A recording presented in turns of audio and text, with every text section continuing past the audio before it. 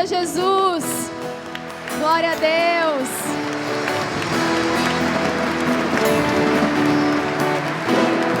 Você ainda que está com as folhas na mão, e você que não trouxe, mas está pedindo pela tua família, por essa campanha, onde estamos pedindo libertação das heranças negativas. Hoje, de maneira especial, no tema de hoje, nós queremos pedir a libertação de tudo que foi violência que aconteceu nas nossas famílias e que de alguma maneira tem o seu eco nas nossas vidas. Então pede para Jesus, você que já teve perdas trágicas, assassinatos, pessoas da tua família que foram assassinadas, pessoas que tiraram a própria vida pelo suicídio, num estado de depressão profunda e não foi possível fazer nada. E você tem medo de que essa depressão possa acontecer na vida de outras pessoas da família, o sofrimento disso. Aqueles vícios recorrentes, pessoas que são dominadas por vícios, não é, seja o vício da droga, do uso de qualquer tipo de estimulante que a pessoa precisa para poder conseguir viver, sejam ilícitas ou lícitas, não é, aqueles que estão dominados pelo vício do álcool, aqueles que estão dominados pela cocaína, pela maconha, por qualquer um desses, por remédios. Você que tem sofrido e que tem sentido que isso aconteceu na tua família, que já houveram pessoas da sua casa que tiveram isso, mesmo que não manifestou com você nem com teus filhos, mas que já houveram na sua família esses casos. Você pede para Jesus que você quer pôr na mão, você não quer ver isso acontecer de novo, você não quer ver o sofrimento que trazem estes comportamentos, pessoas viciadas em sexo, pessoas viciadas em pornografia, pessoas viciadas em comida, em algum tipo específico de comida, sendo dominados mesmo, não conseguindo ficar sem. Nós clamamos agora que o Senhor haja. Pessoas que vivem esse sofrimento tremendo, ou que viram nas suas casas, viram um pai, uma mãe, uma tia, um tio, um avô, uma avó, que sofria profundamente disso. Pede para Jesus agora: Senhor, eu quero a libertação na minha casa. Eu oro, Senhor, com meus irmãos para que aconteça essa libertação. Você que viu o sofrimento profundo de pessoas que sofreram acidentes, onde morreram várias pessoas da família, mais de uma vez, riscos, perigos, e você tem medo cada vez que sai alguém da família para ir viajar ou para trabalhar, você está sempre aflito, aflita, sempre preocupado, sempre com medo, que o Senhor não só tire esse medo, mas como Ele liberte toda a praga, maldição sobre a tua casa, que nenhuma destas ações violentas possam se repetir. Pede para o Senhor, vem proteger, Senhor, manda teus anjos libertadores, Senhor. Coloca, Senhor, a tua mão. Queremos clamar, Senhor, queremos bater na porta. Bate na porta, faz o gesto, como se você batesse na porta, batendo na tua mão, assim, dizendo: ó Senhor, eu estou pedindo, eu preciso receber essa graça, abre, Senhor, essa porta, eu quero receber. É lógico que isso é simbólico, não precisa fazer isso, mas faz, no sentido de: Senhor, eu estou aqui, eu vim aqui na igreja, Senhor, para pedir humildemente, porque eu sou, Senhor, pobre, eu não tenho a solução para os meus problemas, eu não tenho condições de sair da situação que a minha casa exige, Senhor. Se Tu não agires, se Tu não vieres, Senhor, eu não sei como resolver. Estou pedindo, Senhor, porque eu confio na Tua palavra. Pedi e recebereis, batei e abrir-se-vos-á, buscai e achareis. É Tua palavra, Senhor, e é nela que eu estou me colocando agora, me pautando. Visita esse grupo de oração para nos dar esta graça. Se você está pedindo, junto com alguém, está aí do lado do teu esposo, da tua esposa, ou do teu marido, ou do teu namorado, da tua namorada, do teu filho, da tua mãe, pega junto só quem é da família e pede junto. Senhor, nós estamos pedindo, Senhor, pela nossa casa. Nós estamos pedindo, Senhor, pela nossa família. Nós estamos pedindo, Senhor, pelo nosso futuro. Nós estamos pedindo, Senhor, pelo nosso trabalho. Estamos juntos, Senhor. E que a fé de um ajude a fé do outro. Que a força de um fortaleça o outro. Às vezes tem momento que a gente está mais forte e o outro está mais fraco. Então pega a mão do seu irmão, pega a mão da sua irmã, pega a mão do seu pai, da sua mãe e pede junto. São causas diferentes, mas a gente que é da família, quando está numa campanha de libertação das heranças, a família fala muito. E você que não está com ninguém na família, não tem problema, você pede sozinho, mas pede com fé. Traz no teu coração todas essas pessoas, traz para pedir para o Senhor. O nosso Deus é rei, o nosso Deus está vivo. Jesus não é só uma história num livro, Ele ressuscitou, Ele anda no meio do seu povo, Ele visita o seu povo pela sua presença no Espírito Santo. Queria convidar quem tem aí a Bíblia para abrir com a gente, para poder acompanhar no livro do Deuteronômio. No livro do Deuteronômio, capítulo 30. Livro do Deuteronômio, capítulo 30. Versículo 15. E diz assim: olha, que hoje ponho diante de ti a vida com o bem e a morte com o mal. Mando-te hoje que ames o Senhor teu Deus, que andes em seus caminhos, observe seus mandamentos, suas leis e seus preceitos, para que vivas e te multipliques, e que o Senhor teu Deus te abençoe na terra em que vais entrar para possuí-la. Se porém o teu coração se afastar, se não obedeceres e se te deixares seduzir para te prostrares diante de outros deuses e adorá-los, eu te declaro neste dia: perecereis seguramente, e não prolongareis os vossos dias na terra em que ides entrar para possuí-la ao passar o Jordão. Palavra do Senhor. Eu li esse texto, é o texto que o Deuteronômio, para quem não sabe, ele foi escrito pela classe sacerdotal, foi escrito depois, apesar dos 5 primeiros livros da Bíblia serem atribuídos a Moisés, que é o Pentateuco, que é a Bíblia dos judeus. A Bíblia dos judeus só tem os 5 primeiros livros. Depois, os livros dos profetas, eles têm, mas já não é mais como uma Bíblia para eles. A Bíblia para eles são os 5 primeiros livros, né? O Gênesis, o Êxodo, o Números, o Deuteronômio e o Levítico. O Levítico e o Deuteronômio. Estes são os livros que para eles significam toda a Bíblia deles. E eles se debruçam, estudam e atribuem a Moisés, e a igreja então assumiu isso também. Mas conforme vai se estudando, vai se descobrindo que o Deuteronômio foi escrito depois, quando o povo já tinha saído do Egito.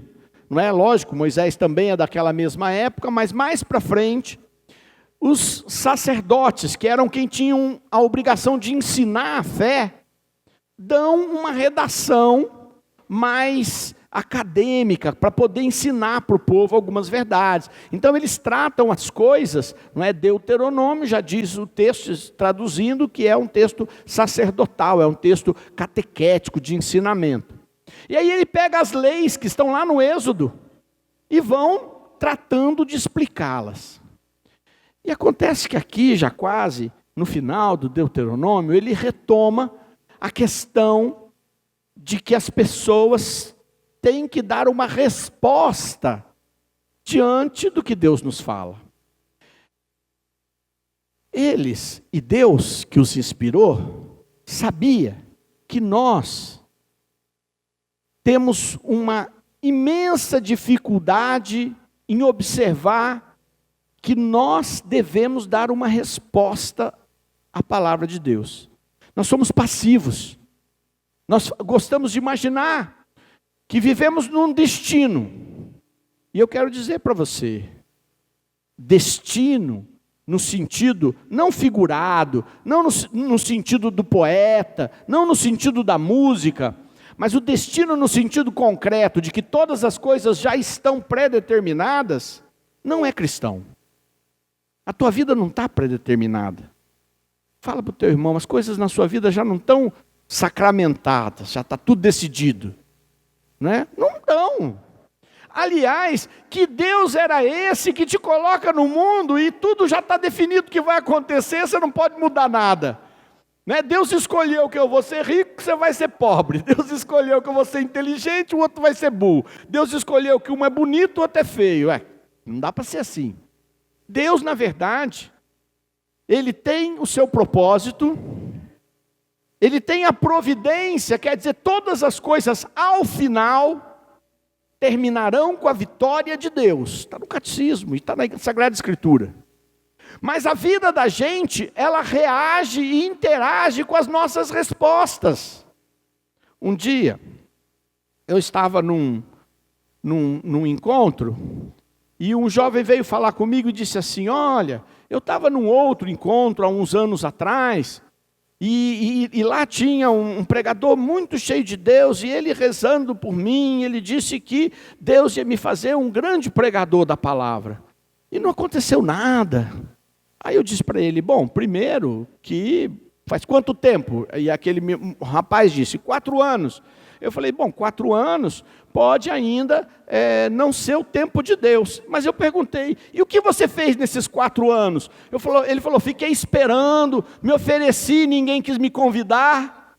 E eu disse, mas estudando não? Lendo a palavra de Deus não? O que você vai pregar? O que você vai falar? Claro que eu posso muitas vezes me tornar um anunciador de uma experiência, não é? Tem uma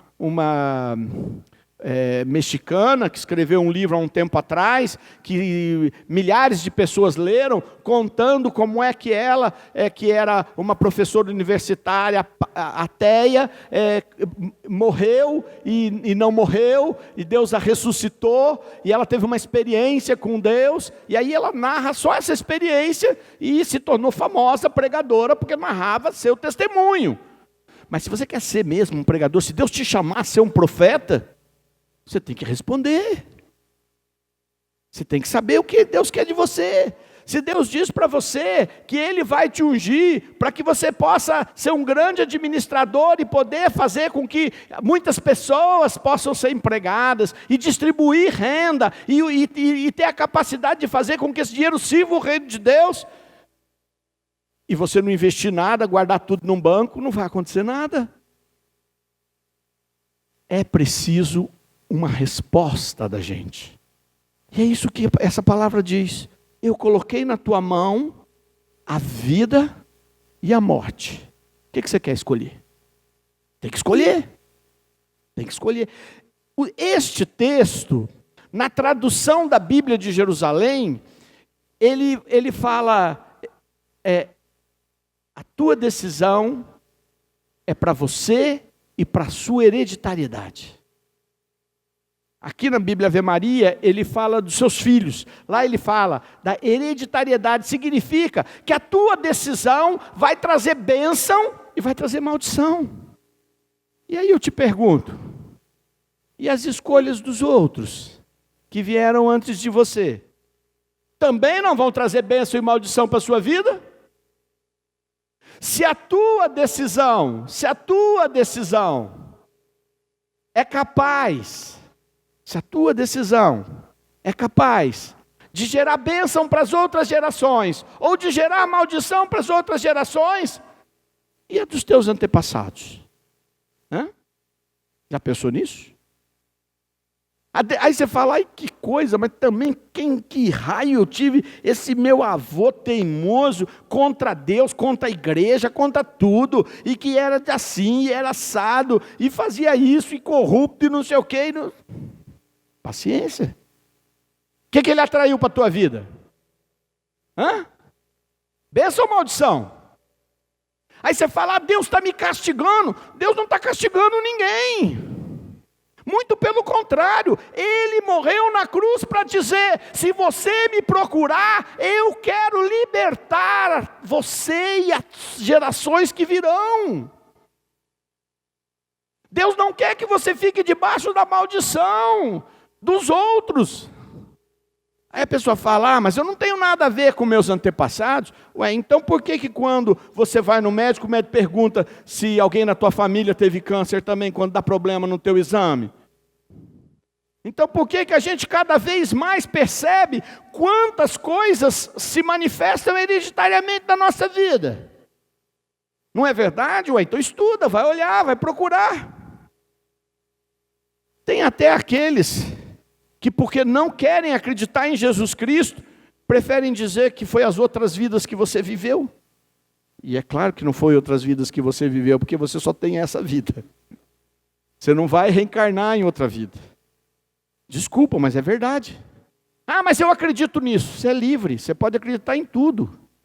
Você pode acreditar até, tem religiões que dizem que você vai se tornar uma energia. E vai ficar no mundo na forma de energia. Você pode acreditar.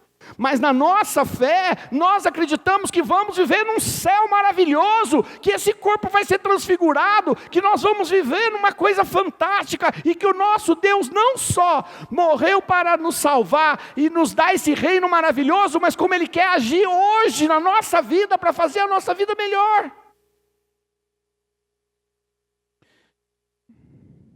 É ruim falar isso. Mas vocês acham, olhando, com tudo que nosso país viu de roubo durante séculos até, nós não ficamos debaixo da maldição?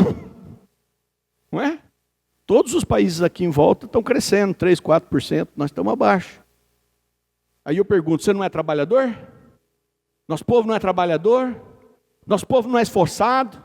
Nosso povo não é inteligente? Claro que é. Então nós precisamos sair debaixo da maldição. Como é que eu saio debaixo da maldição? Fazendo a escolha certa. Primeiro orando para que o Senhor liberte aqueles que fizeram escolhas que hoje caem sobre a minha vida negativamente. Mas também escolhendo Jesus, escolhendo o bem, escolhendo o certo, escolhendo a bênção. Para que a bênção aconteça. Olha, eu sou uma pessoa que gosto de ver a realidade. Quando a Canção Nova foi para Queluz, uma cidadezinha, lá de São Paulo, para cima lá de Aparecida, aquela região era a região mais pobre do estado de São Paulo. Mais pobre. O pior índice de desenvolvimento humano era daquela região. Escola, mortalidade infantil, renda per capita, tudo lá era pior. Eles começaram. Virou uma grande obra de evangelização. Outras cidades se manifestaram maravilhosamente com a canonização do Frei Galvão, que é ali do lado, com a casa de Aparecida. Hoje eles não são mais a região mais pobre. Ah, não tem nada a ver. Foram alguns empresários que resolveram e eram excelentes. Foi a água que acharam numa mina. Foi o não sei o que aconteceu. Quem não acredita, acha que foi por acaso. Por que esses acasos não acontecem lá onde, no Pará, que tem ouro e a miséria continua? Porque aonde faz escolha por Jesus, aonde se faz escolha pela palavra de Deus, aonde você faz as escolhas pelo bem, a bênção vem para aquela região, para aquele lugar, para aquelas vidas, para a tua família e para a tua hereditariedade. Ela vem. E aqueles que escolheram o mal, agora que eu tenho consciência e que eu sei o caminho, eu vou orar para libertar a minha casa. Ou não? Você está satisfeito?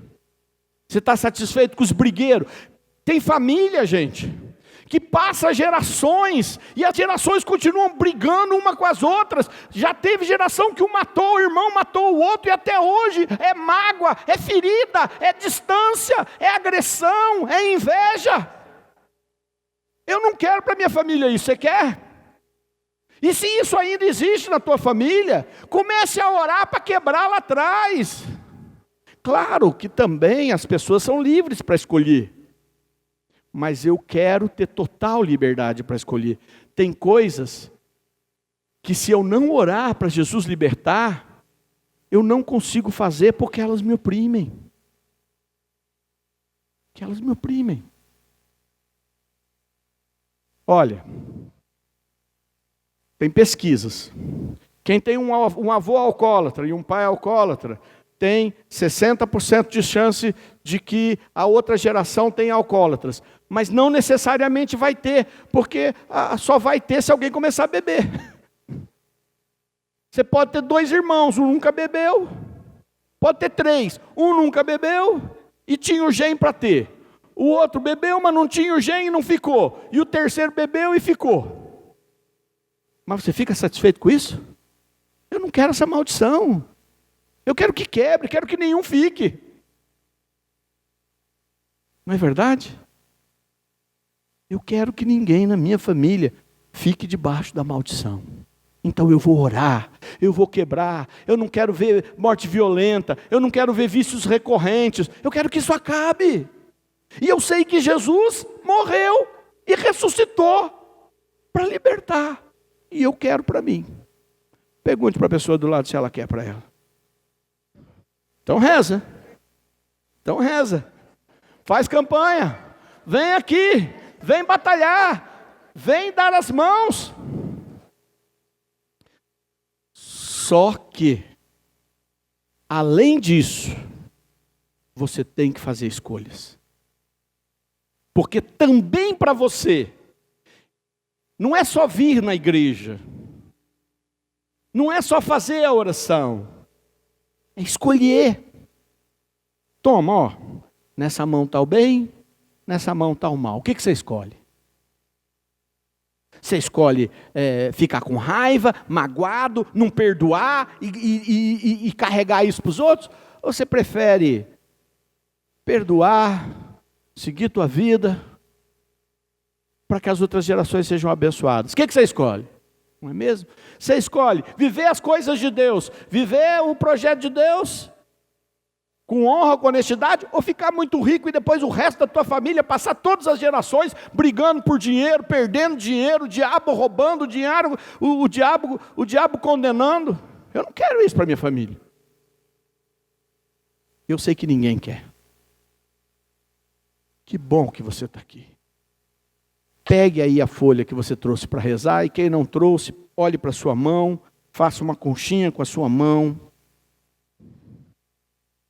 Eu sei que algumas coisas são muito sofridas, como pessoas que se suicidaram na família, situações violentas na nossa casa, de assassinatos, alguém ter sido assassinado, num assalto, numa situação horrível, numa briga numa boate, numa briga num bar, num sequestro, sei lá o quê. Já foi dor demais. Que o Senhor comece a fazer uma profunda libertação. Já foi dor demais, não quero mais repetir. Age, Jesus. Age na minha casa. Age na minha família. Age, Senhor Jesus. Eis-me aqui, Senhor. Amém.